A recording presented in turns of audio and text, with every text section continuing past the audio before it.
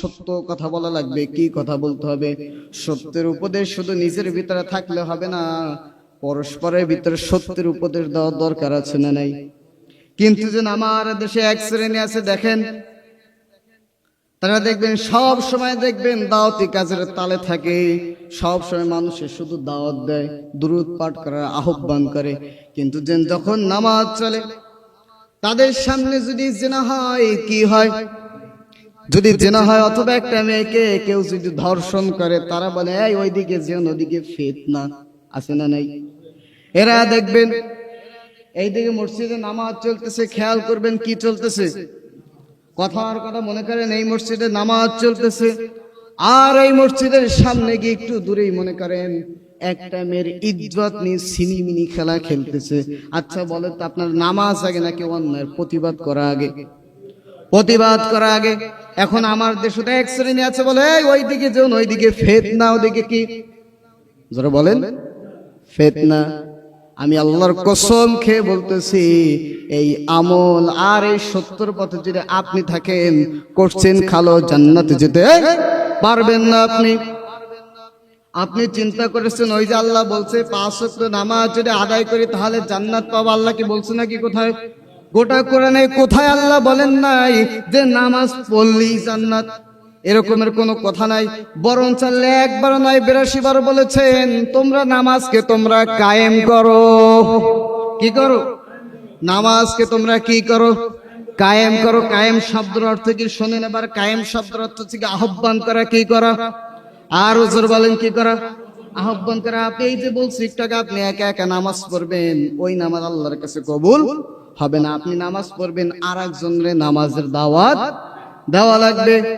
এবার যদি আপনি চিন্তা করেন আমি অন্যায় কোনো প্রতিবাদ করব না, শুধুমাত্র নামাজ পড়বো আর শুধু তাসবিহটা সুবহানাল্লাহ আলহামদুলিল্লাহ আমি জান্নাতি, হ্যাঁ, তাহলে ইসলাম শুধু একা মানলে হবে না, অপরকে মানার দরকার আছে না নাই?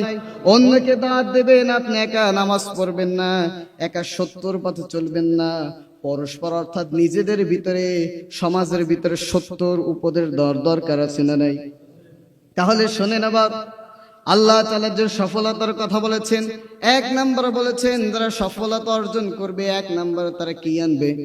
ঈমান আনবে। কি আনবে? জোরে বলেন কি আনবে? 2 নম্বরে নেক আমল করবে। কি করবে? আর জোরে বলেন কি করবে? 3 নম্বরে নিজেদের ভিতরে সত্যের উপদেশ দেবে। কাদের ভিতরে? নিজেদের ভিতরে। নাকি নিজে একলা সত্যের পথে চলবে, নাকি সবাইকে নিয়ে চলতে হবে? সবাইকে নিয়ে চলতে হবে। 4 নম্বর ওয়াতাওয়াসাউ বিস-সাবর ওয়াতাওয়াকিসাউ সব ধৈর্য ধারণ করতে হবে। নিজে ধৈর্য ধারণ করলে হবে না, নিজেদের ভিতরে অর্থাৎ সমাজের ভিতরে, নিজের ঘরে, নিজের ঘরের বাইরে, বন্ধু বান্ধবের ভিতরে ধৈর্য ধারণ করা উপদেশ দেওয়া দরকার আছে না নাই? আপনি যদি 1 নম্বর যদি ঈমান আনেন আল্লাহর প্রতি, কার প্রতি? আল্লাহর প্রতি যদি ঈমান আনেন, আর 2 নম্বর যদি নেক কাজ যদি আপনি করেন, 3 নম্বর যদি হকের পথে যদি আপনি চলেন, আপনার বাধা আসবে, আসবে, এত কোনো মিস, আপনার বাধা আসবে, কিন্তু আপনার ধৈর্য ধারণ করা লাগবে। কিন্তু যেন আমার দেশে এক শ্রেণী হয়ে গিয়েছে, বাধার কারণে দ্বীন ইসলামের আন্দোলনে পর্যন্ত যায় না, আছে না নাই? তারা চিন্তা করে নামাজ পড়া কি, যারা বলেন নামাজ পড়া কি, আর দ্বীন কায়েমের আন্দোলন করা কি। তারা চিন্তা করতেছে ফরজ একটা মানে আর একটা মানার দরকার নাই।